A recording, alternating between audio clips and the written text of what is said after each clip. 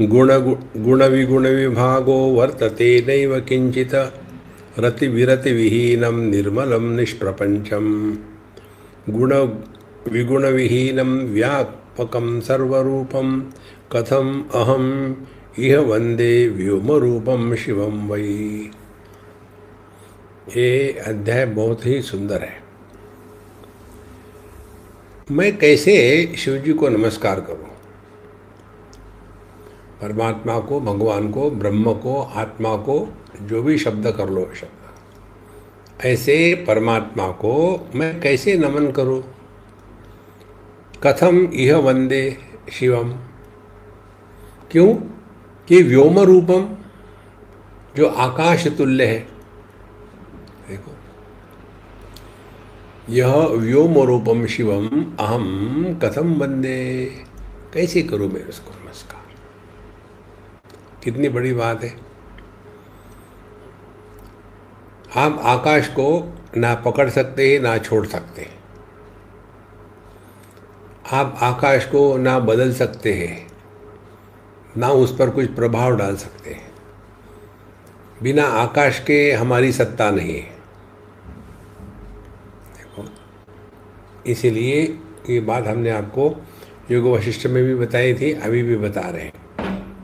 अनेक प्रकार की जो साधना के लिए आलंबन लेते हैं ना, भगवान का नाम लेना, कर्म कर्मा करना, यद्यत कर्म करोमि तत्तद अखिलम तम शंभो तवाराधना, या तो फिर मेडिटेशन करना, उसमें सबसे सहज और सबसे उपयोगी यदि कोई आलंबन है हमारे दृष्टि से, हर एक की अपनी अपनी समझ है, हमारी समझ ये है, सबसे बड़ा आलंबन है आकाश, गगनोपमोहम।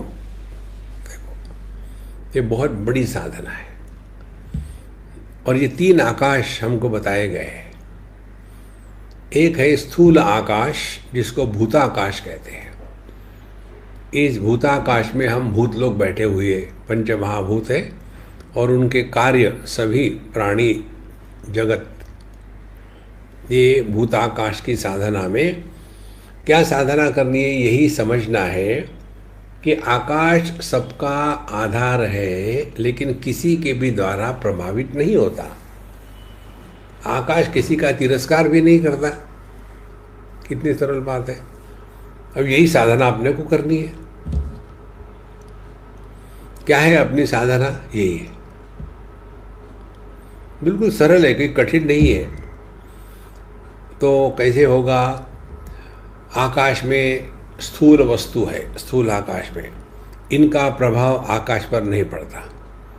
यदि हम आकाश की साधना धारणा करें तो जगत के विषय वस्तु इनका प्रभाव हम पर नहीं पड़ेगा।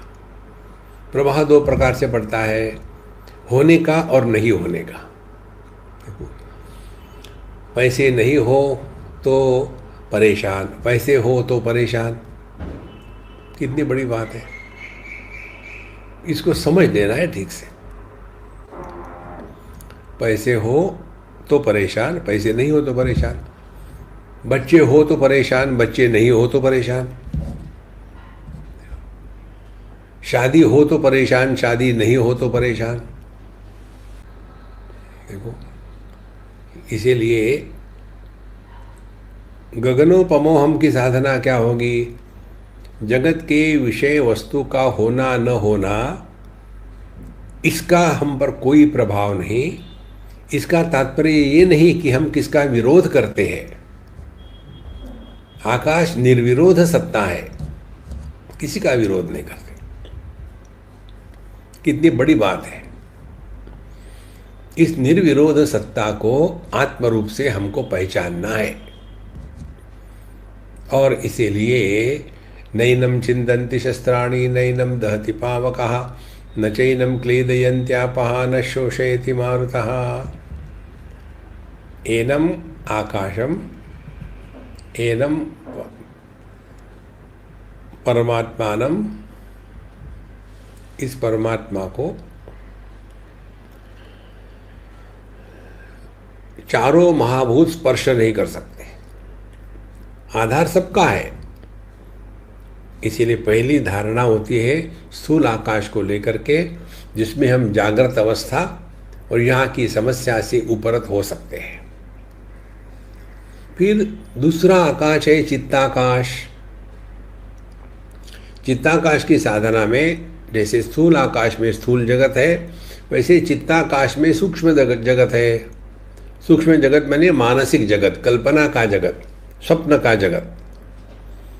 तो जैसे स्थूल जगत से स्थूल आकाश प्रभावित नहीं होता, वैसे ही वृत्तियों से, विचारों से हमारा मन प्रभावित नहीं होता। आने दो मन में अच्छे बुरे विचार, क्या फर्क पड़ता है। ये कल्पना करना कि मन में हमेशा ही अच्छे विचार आवे तो मन जिंदा नहीं रहेगा, मन मर जाएगा। और कौन मरना चाहता है? कोई नहीं मरना चाहता है। इसीलिए मन कभी भी एक प्रकार के विचार नहीं करता, दो प्रकार के करता है। ऐसा है या वैसा है, सुख है या दुख है। फिर उसके साथ तादात्म्य करके सुखी दुखी हो गए। इसीलिए दूसरी साधना चित्ताकाश की है।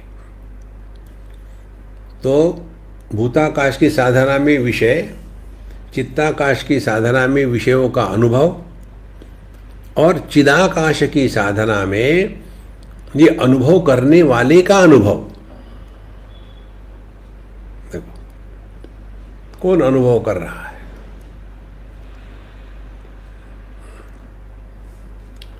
तो भूताकाश में उस समय के जो विषय वस्तु है उसका प्रभाव से मुक्त। चित्ताकाश में पुरानी कल्पनाएं, स्मृतियां और भविष्य की चिंता, इससे मुक्त। और चिदाकाश में अपना होना न होना, इससे मुक्त।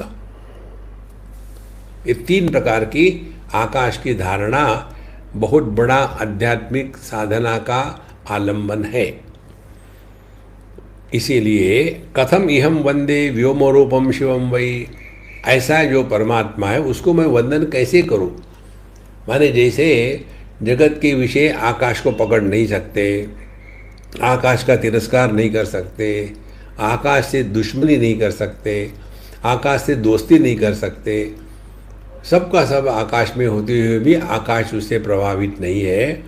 तो इस आकाश को हम गंदा भी नहीं कर सकते और अच्छा भी नहीं कर सकते।